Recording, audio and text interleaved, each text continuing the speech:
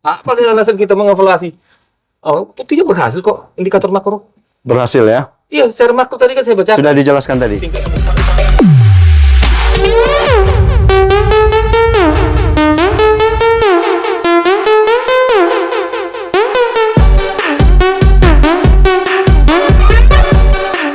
Selamat malam, bincang kita dimanapun berada.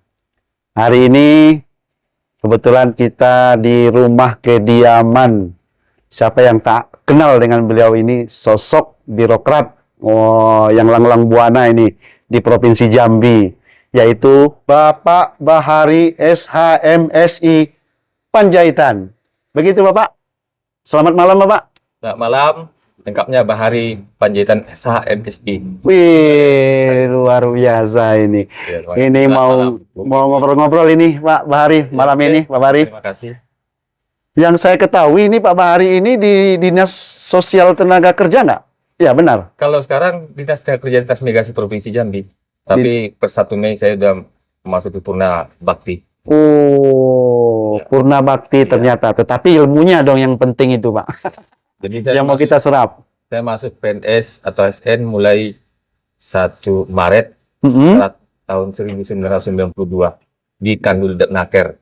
Oh, Dulu Kanwil Detnaker. Kanwil Detnaker. Tapi sampai saya pensiun Ya, tidak pernah beralih ke dinas yang lain.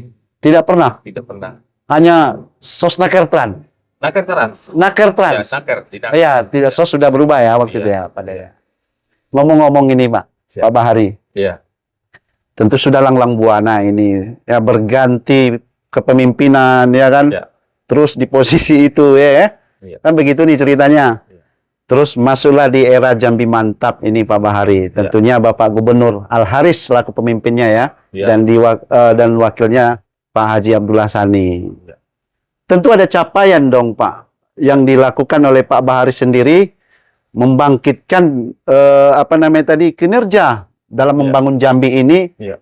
Yang tertuang di bidang Pak Bahari sendiri, yaitu Nakertrans, Betul. ya kan? Nah kita ingin tahu ini, tentu kan mungkin tidak tahu apa bentuknya, apakah itu bentuk angka atau memang penurunan angka pengangguran atau memang ada peningkatan ekonomi. Itu kan Pak Bahari yang memahami itu konteksnya. Kita bicara soal angka pengangguran lah dulu Pak, selama Pak Bahari menjabat. Seperti apa? Ya, kalau kita bicara tentang pengangguran, kita harus bisa juga bicara tentang pembangunan secara komprehensif. Ya, Karena saling kait-mengkait saling kait-mengkait ya. antara jumlah penduduk, kemudian pengangguran, pertumbuhan ekonomi, itu saling kait-mengkait. Tidak bisa kita hanya parsial angka pengangguran. Jadi, sebagaimana kita ketahui, saya juga bersyukur ini bisa membantu Bapak Gubernur Iya, Pak Pak. Gubernur Iya. Haris dan Abdullah Sani, sangat Jambi Mantap 1. Ya. Saya melihat bahwa beliau itu sangat apa sekali ya untuk pembangunan Jambi ini. Sangat antusias dan Antusias ya. semangat dan sebenarnya terukur. Jadi saya ambil contoh ya bahwa indikator-indikator makro sesuai dengan SDGs ya, Sustainable Development Goals, Mhm. bahwa kita melihat pertumbuhan ekonomi itu Nah, dari jumlah penduduk Jambi saat ini 3.724.028 ya, mhm. itu pertumbuhan ekonomi Jambi termasuk bagus juga, 4,66%, Tinggi. ya termasuk tinggi juga, dan Dan- angka pengangguran sekitar 4,50. Saya kira itu cukup bagus juga. Tentu kan ada teknisnya, teknisnya kan ada itu. Bagaimana ini meningkat, bagaimana angka pengangguran turun. Ya. Seperti apa? Ya, saya melihat yang dilakukan. Jambi ini sangat berjalan dengan baik. Kalau kita melihat sebenarnya Pak Gubernur Jambi ini, Pak Haris ini kan mulai dari Juli 2021. Iya, Artinya walaupun APBD itu kan sudah di awal sudah ada kan ya. Iya. Kemudian yang program-program Demi Sake tahun 2022, 2023, Mhm. kemudian lanjut, dan 2024 kan sudah masuk pemilihan umum, pemilihan presiden dan nanti pemilihan legislatif ya. Tapi untuk hal ini, saya melihat secara makro bahwa pembangunan ekonomi di Jambi ini secara umum cukup bagus. Cukup Ini bagus. terlihat dari indikator-indikator ekonomi. Seperti apa itu, Pak? Ya, misalnya seperti terlihat pertumbuhan ekonomi tadi yang saya sampaikan tadi 4,66%, pengangguran 4,50%, dibanding tahun sebelumnya Agustus per Agustus ya. Agustus 2021 itu angka pengangguran itu sekitar 5,9%. Kemudian Agustus 2022 sekitar 4,59%. Sekarang tinggal 4,50. Ini capaian-capaian cukup bagus juga. Selain itu juga penduduk miskin ya kita turun dari 7,58% ya yang sebelumnya 7,7%. Ini harus kita syukuri juga. Termasuk juga penduduk miskin ekstrim turun 0,81% yang sebelumnya 1,16%. Jadi ada indikator-indikator lain.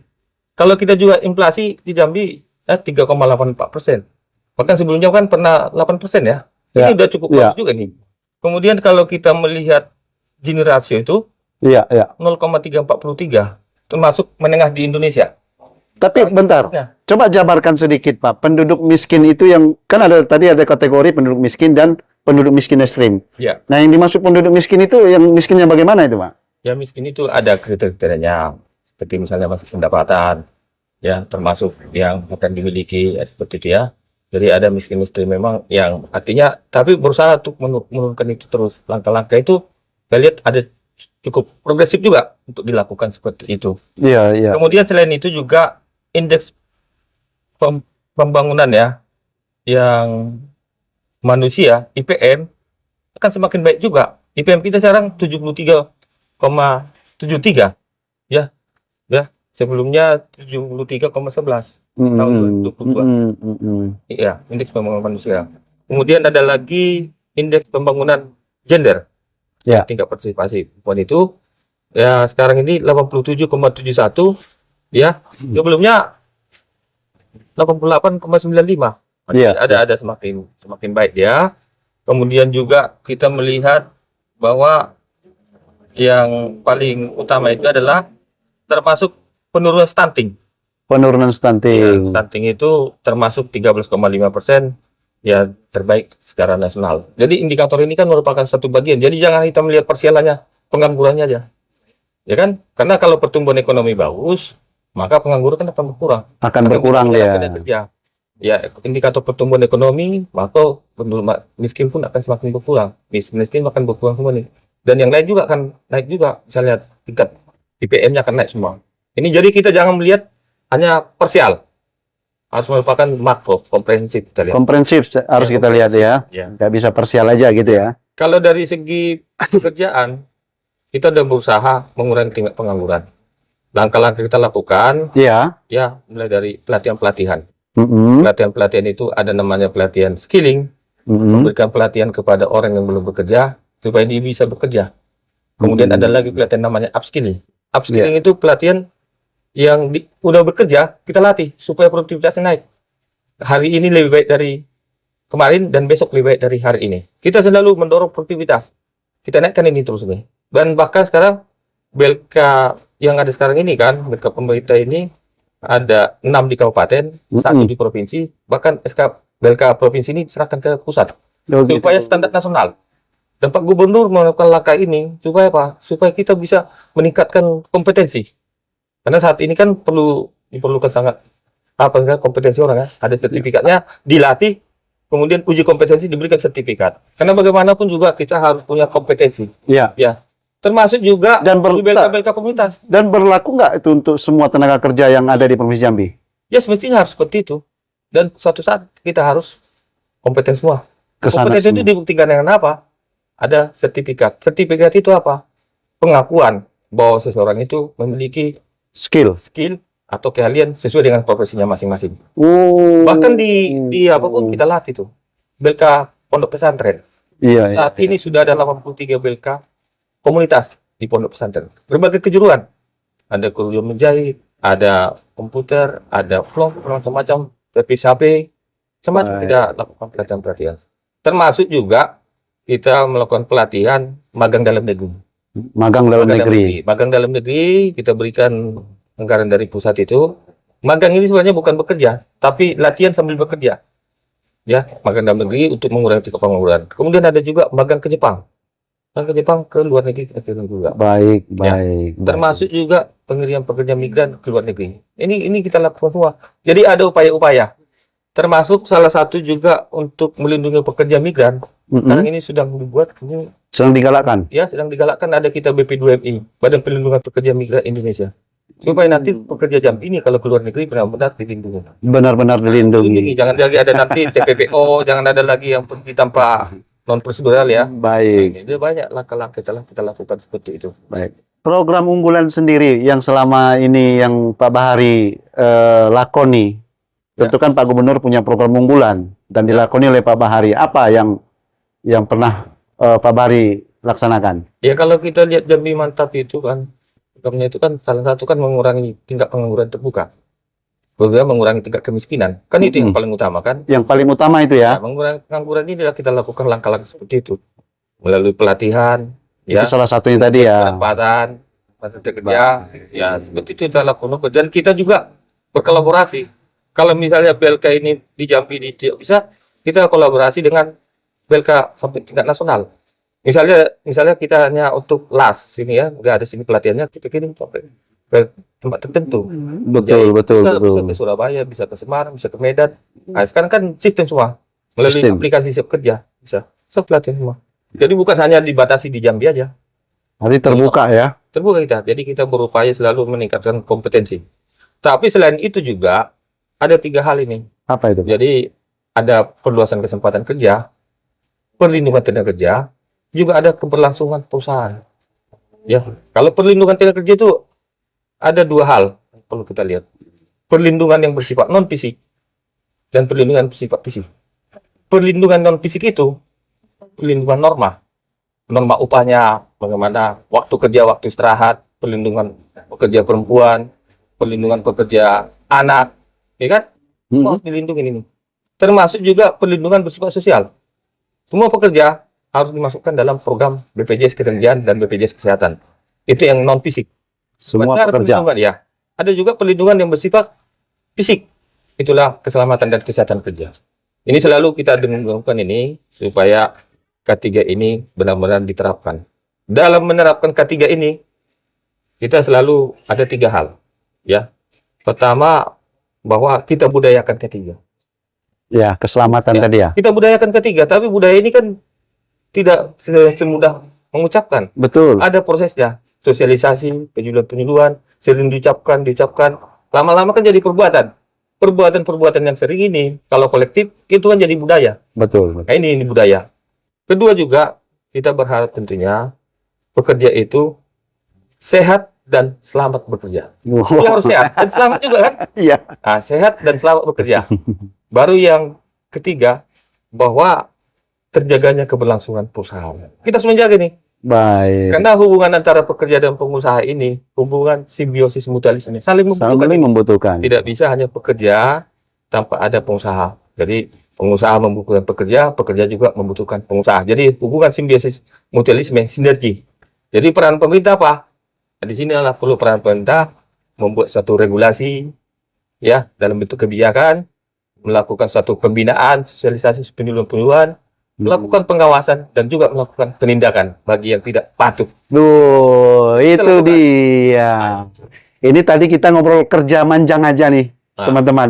Sekarang kita tanya dulu bagaimana tentang pengupahan. Ini balik-balik ke tenaga kerja. Ya, Yang Pak Bahari lakukan tentang pengupahan ini ada peningkatan atau gimana ini, Pak? Apa stagnan gitu aja? ya kalau tentang upah ini kita tiap tahun kan meninjau upah minimum. Ya, Ya, tiap tahun upah minimum sesuai dengan aturan yang berlaku. Jadi dulu ada Undang-Undang Nomor 13 tahun 2003 tentang kerjaan dan aturan pelaksanaannya. Kemudian setelah ada berlakunya Undang-Undang Cipta Kerja, ya Undang-Undang Nomor 11 tahun 2020 tentang Cipta Kerja. Kemudian ada peraturan pelaksanaan PP 36, ya, kemudian diatur dengan perubahan PP 51 dan Undang Cipta Kerja ini kan telah ditetapkan dengan ada lagi Perpu nomor 2 ya. Karena ada putusan Mahkamah Konstitusi ya. nomor 81 tahun 2021 yang menyatakan bahwa Undang-Undang Cipta Kerja ini ya harus dilakukan perbaikan dan tidak bertentangan dengan konstitusi sepanjang tidak dilakukan perbaikan. Kemudian terbit Perpu nomor 2 kan? Ya, Perpu nomor 2 tahun 2022 dan selanjutnya dengan Undang-Undang nomor 6 tahun 2003 tentang penetapan berlakunya Perpu nomor 2 tahun 2022 tentang Cipta Kerja.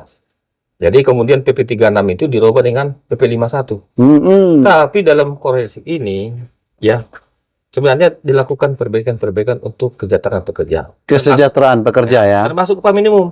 Tapi kita terus terang, ya, Pak Mm. Gubernur kita ini sangat memikirkan upah minimum. Di mana? Tapi contoh, Apa contohnya?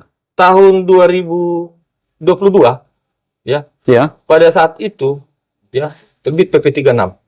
Dan unjuk rasa lah ini orang. Nah, jadi upah minimum pada saat itu, ya, perlu saya sampaikan, upah minimum pada saat itu sesuai dengan PP 36 itu hanya naik 0,72%. 0,72%. 72%. Iya, sekitar 18.000. Ya, Ya, sekitar 18.000 aja. betul. Tetapi dalam hal ini, ya, Gubernur secara tegas menyampaikan, ini kita harus lakukan suatu langkah-langkah untuk melindungi pekerja, meningkatkan daya beli. Artinya dilakukan Pak Gubernur itu ya? Dilakukan melalui penetapan Gubernur ditinjau upah minimum itu. Kalau aturan PP 36 hanya naik 18.000. 18.000. 18.000 pada saat itu. Artinya hanya naik dari 2.630.000 ya. UMP kita ya? Tapi saat itu hanya bisa naik 2.649.000 sesuai dengan aturan. Iya. Namun Pak Gubernur memberikan pembinaan, mengarahkan kepada kita semua, dan beliau berani untuk tanda tangan. Sehingga upah minimum provinsi itu dinaikkan jadi 2.698.000. 2.698.000, 68.000 kenaikannya. Artinya ada upaya naik 50.000. Tidak semua gubernur mau melakukan seperti ini. Tapi ini Yang berani hanya Jambi dan DKI. Ini Gubernur kita syukuri Jambi. nih. iya. Ya, ini artinya orang baru berpikir, beliau udah berbuat, udah bertindak demi apa? Untuk melindungi pekerja di Provinsi Jambi, meningkatkan daya beli. Bayangkanlah, seluruh pekerja saat itu wajib untuk menggunakan masker. Masker aja 60.000, 70.000. UMP hanya naik 18.000. Ya, daya beli nggak sanggup dong. Jadi untuk mengantisipasi jangan sampai ada gejolak-gejolak, ya, dia juga meningkatkan kesejahteraan ini. Minimal jangan naik, minimal bisa dia bertahan ya. Bertahan dan menjaga stabilitas. Langkah-langkah ini dilakukan oleh Gubernur Jambi. Dan Kemudian juga tahun 2023 ya, untuk upah minimum tahun 2023, 2024 ya, 2024 dilakukan juga. kenaikan lagi. Dinaikkan lagi nih, belum dinaikkan lagi. Artinya Supaya apa? Supaya daya beli pekerja itu naik. Tapi khususnya UMK di 4 kabupaten. Karena kita kan UMP ini kan berlaku di, kita kan ada 11 kabupaten kota ya. betul. 11 kabupaten kota. Dari 11 kabupaten kota ini yang ada UMK-nya, Dewan Pengupahannya kan di Kota Jambi. Kemudian di Kabupaten Muara Jambi, Kabupaten Sarolangun, dan Kabupaten Tanjung Barat. Untuk yang 4 kabupaten ini, Bapak Gubernur setelah mendengar aspirasi dari Serikat Pekerja Serikat Buruh dan koordinasi kita semua rapat itu, beliau berkenan untuk menaikkan lagi 50.000 dari usulan wali kota dan bupati. Nah, itu jadi tidak semua Pak Gubernur seperti ini. Ini kan harus kita terima kasih nih. Terima kasih sama Pak Gubernur ya. Kenapa pekerjaan kenapa? Makanya gejolak di Jambi ini kan berkurang ini. Betul. Ya. Jadi seperti di Sarolangun itu Iya. naik jadi 3.119.000. 498. Nah, itu. Kemudian di Muara Jambi juga 3.172.413. Sebelumnya usulannya itu hanya 3.122.413.000. Betul. Nah, termasuk juga Tanjung Barat. Jadi UMK-nya 3.126.381. Itu naik 50.000. Iya. Dan responnya saat ini dinaikkan itu apa yang didengar oleh Pak Bahari di pekerja sana? Ya, di Kota Jambi aja, Di kota? 3.387.000 ya. Oh, 3.387.064 rupiah. UMP kita kan 3.037.121. Iya. Ya, respon dari pekerja ya senang lah. senang ya. Ya senang lah dia. Laporanlah semua pengurus ini. Ya, kita kan bukan nggak bisa hanya simpati. Iya. Simpatinya itu penting. Artinya ada niat pemerintah untuk melindungi pekerja, meningkatkan kesejahteraan. Iya kan? Baik. Ini yang harus kita lihat ini. Ada kita lihat bahwa Pak Gubernur ini benar-benar memikirkan pekerja. Ya sehingga gejolak itu kan berkurang. Kalau provinsi lain kan banyak demo. Betul. Banyak ribut-ribut. Riak pun ada. Dan bukan hanya UMP, bukan hanya UMK, termasuk juga BPJS. BPJS Ketenagakerjaan. Pak Gubernur kan ngasih subsidi. Betul sekali. Subsidi. Hingga tahun 2023, Pak Gubernur dapat penghargaan. Apa itu? Baik Sumatera. Paritrana. Penghargaan apa? Paritrana namanya. Paritrana Itu itu? adalah penghargaan dari pemerintah Indonesia, dalam hal ini diserahkan oleh Wakil Presiden di Istana Wakil Presiden Sehingga tahun itu 2023. Kita nomor 1. di Sumatera. Ya termasuk kita. Karena dibagi zona-zona nih. Sebenarnya Indonesia pun kita nomor 1 nih. Kalau kita pikir-pikir, Pak. Mau pikir-pikir, saya lihat Pak Gubernurnya. APBD kita nggak besar kan?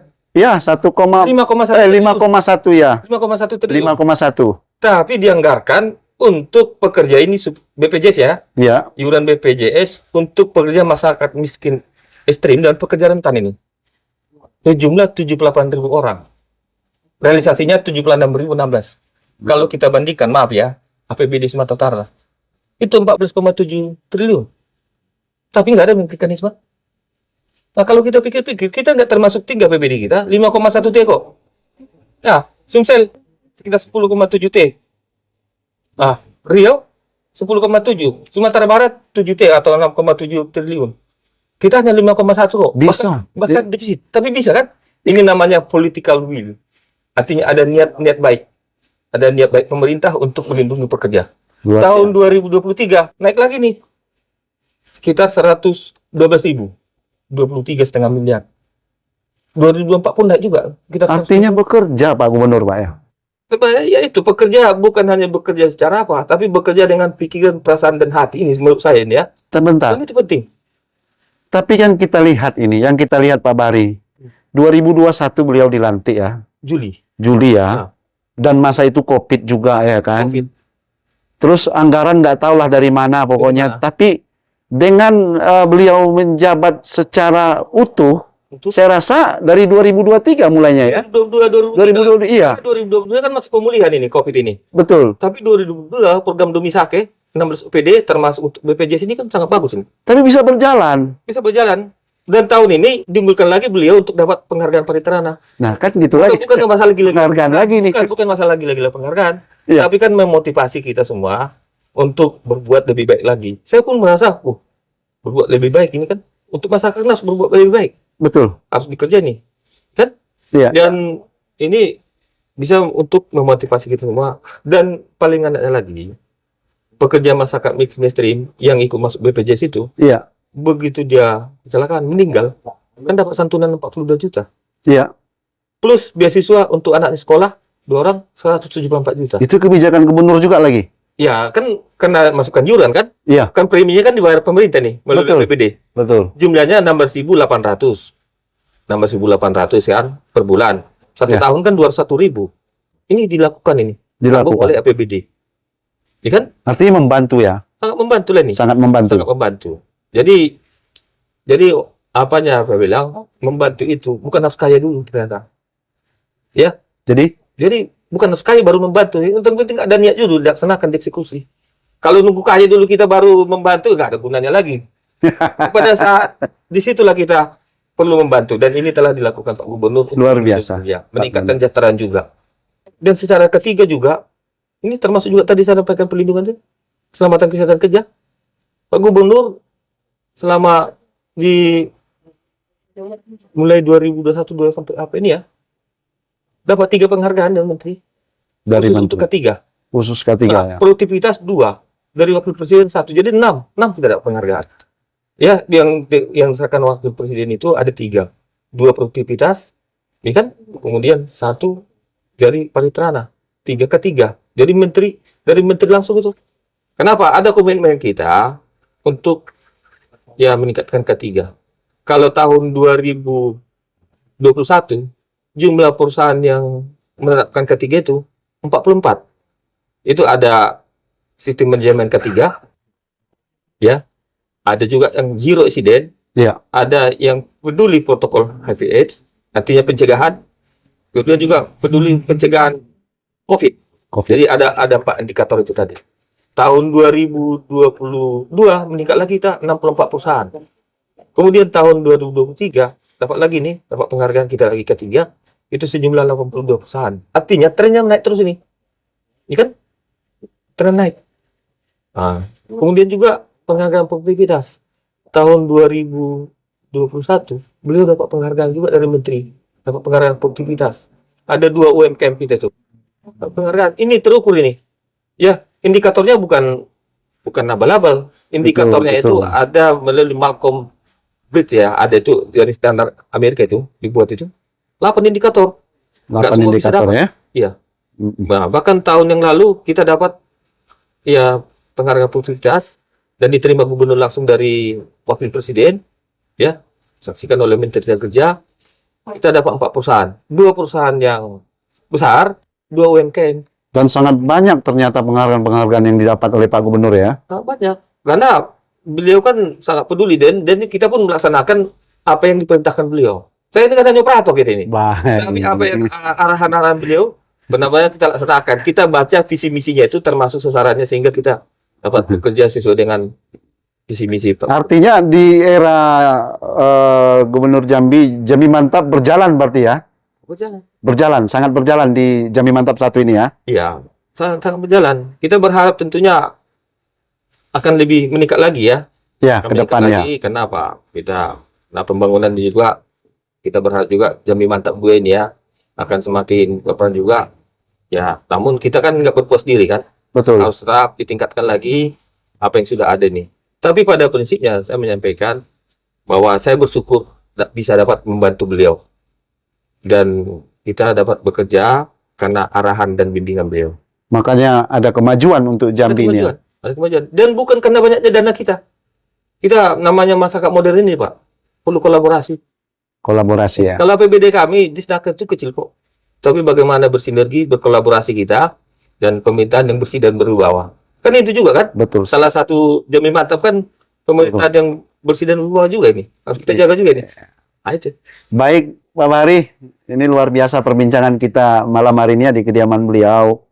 Inilah sosok Bahari yang bergelut di bidang ketenagakerjaan yang tentunya sudah menjalankan fungsi-fungsinya sebagai kepala dinas pada waktu itu ya Pak ya. Per 1 Mei beliau Nah, sudah bakti. Bakti. Purna Bakti.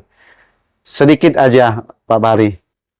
Emang ingin tahu ini kan Pak Bahari yang sering dekat dengan Pak Gubernur ini berkecimpung di pemerintahan, tentu tahu sekilas tentang sosok beliau. Ingin tahu sedikit Pak Bahari, apa yang Pak Bahari lihat tentang Pak Gubernur kita, Pak Al Haris ini, Pak? Kalau saya melihat sosok beliau ini, ya gubernur yang sangat sederhana. Tapi berpikir cepat.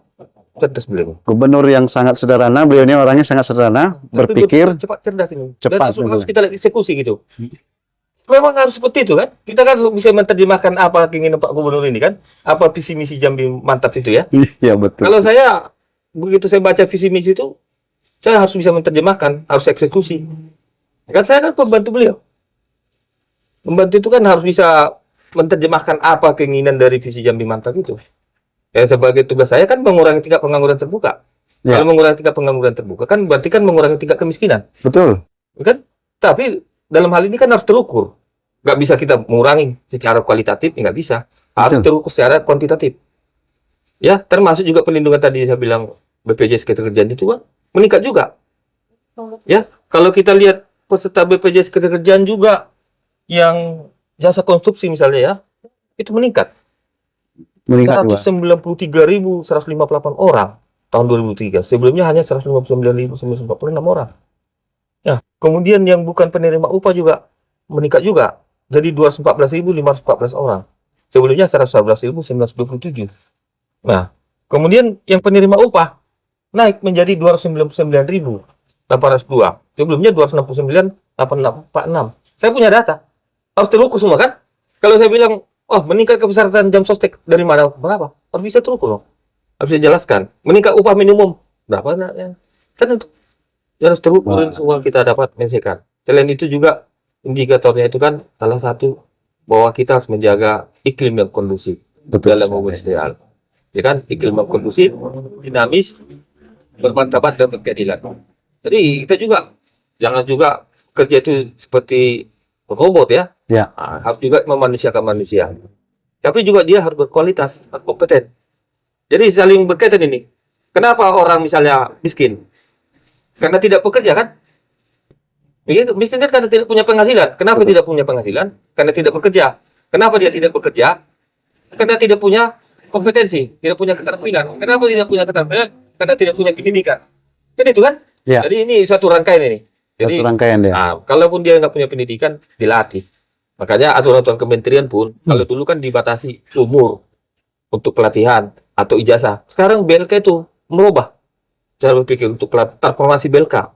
Jadi berapapun umurnya boleh bekerja, boleh ikut pelatihan tanpa melihat lagi ijazah. Yang penting karena apa? Bersifat teknis. Bersifat teknis ya. Bersifat teknis. Udah kalau kita jari mau menjahit. Kita jari juga pelatihan ya vlog atau komputer ya, servis HP. Ya, kita jari semua itu. Artinya ke depan Pak Gubernur kita Al Haris ini, Ya kita doakanlah supaya beliau tetap lagi untuk mewujudkan Jambi Mantap ini. oh harus dilanjutkan ya. Ini kan masih apa ini? Kalau kita lihat apa ya? Beliau kan sebenarnya efektifnya kan baru 2 tahun juga ini. Oh efektifnya baru 2 tahun. 2021 kan Juli. Iya Sudah betul. menjalankan yang lama. Iya, 2022 iya, di Misake pertama. 2023. Ini udah masuk 2024 udah tahun politik. iya betul betul. Ya, Artinya jadi setiap anggaran itu pun udah banyak digunakan untuk politik kan? Untuk pemilihan presiden, pemilihan Betul. caleg, kemudian pemilihan untuk pilkada, sehingga anggaran itu kan berkurang ke sana. betul Nah, sekali. jadi ini harus kita berikan kesempatan supaya Jambi ini akan semakin maju. Saya kita berdua ini, ya makanya masyarakat Jambi kita doakanlah Baik, sama supaya mendukung beliau supaya bisa mewujudkan Jambi Mantap. Harus dua tahap dia baru bisa jelas arahnya tuh. Kalau masih ini kan karena selama ini pembangunan ini sebenarnya harus 5 tahun. betul sekali. Kira-kira. Betul sekali. Karena kalau dulu kan pelita 1, pelita 2, pelita 3 itu kan 5 tahun semua. Betul. Ini hanya Bangun, Mas. 2,5 tahun. Apa alasan kita mengevaluasi? Oh, tidak berhasil kok indikator makro. Berhasil ya. Iya, secara makro tadi kan saya baca Sudah dijelaskan tadi. tingkat kemiskinan berkurang apa segala macam. Baik, Itu. baik Pak Bari. Closing statement kita, apa pesan-pesan buat masyarakat Jambi Ya. agar Jambi semakin mantap? Coba, silakan Ya, Pak. kalau saya kira Ke kamera Pak. ya, kita harus sama-sama berperan semua untuk mensukseskan pembangunan ini. Dan kita juga mendoakan, kita mendukung Jambi Mantap 2 supaya bisa melanjutkan pembangunan Jambi ke depan lebih maju lagi. Iya kan? Itu. Maju, aman, nyaman, tertib, amanah, dan profesional di bawah ridho Allah Subhanahu wa taala. Kan Dan itu kan kita percaya kepada kita- Pak Gubernur percaya tetap beliau itu. Nah, dan termasuk juga beliau sama Pak Abdul Sani. sama Pak Blosani ya. Sama lah kita percaya, Pak. Siap. Ya. Bukan saya karena kepala dinas, saya sekarang sebagai warga negara ya. Iya, sebagai warga negara. Sebagai warga negara, saya melihat bahwa pembangunan itu di Jambi ini sangat sukses. Selain itu juga, ya bukan hanya sekedar indikatornya, tapi merawat kemajemukan dalam kebinekaan. Itu yang dilakukan oleh beliau itu salah Iya. satunya ya. Ya termasuk juga saya sering ngajak beliau tuh ke gereja Natal datang, Mau dia. ini datang. Oh, iya. Di apa juga saya lihat sidang PGW saya peletakan batu pertama juga datang. Kemarin baru Betul. Presiden GBKP datang. Dan Iya. bukan hanya saya lihat di gereja, Betul. di apa juga kalangan Muslim sangat bagus beliau tuh. Betul sekali. Sangat bagus sekali. Kemudian di kalangan Hindu Buddha Datang. datang. Waisak kemarin datang, mana-mana datang. Jadi dalam hal kebinekaan ini sosok pemimpin seperti ini kita butuhkan merawat dalam hal NKRI Pancasila ini. Menciptakan kerukunan. Kerukunan kita, Betul kan? sekali. suku agama ras antar golongan itu kan bisa dirawat segala macam. Dan indikatornya kan termasuk stabilitas kan di Jambi cukup Ya. aman. Ya kan? Betul sekali. Itu dengan Baik. segala kelebihan dan kekurangannya saya kira nggak ada juga gating tak retak ya. Ya. Tapi melihat itu sangat bagus dan perlu kita dukung untuk Jambi Mantap 2. Baik. Itu dia pemirsa. Lain kesempatan kita akan berbincang lagi. Mungkin cukup sekian Pak Bari. Ya, Selamat malam. selamat malam. Sampai berjumpa kembali. Terima kasih.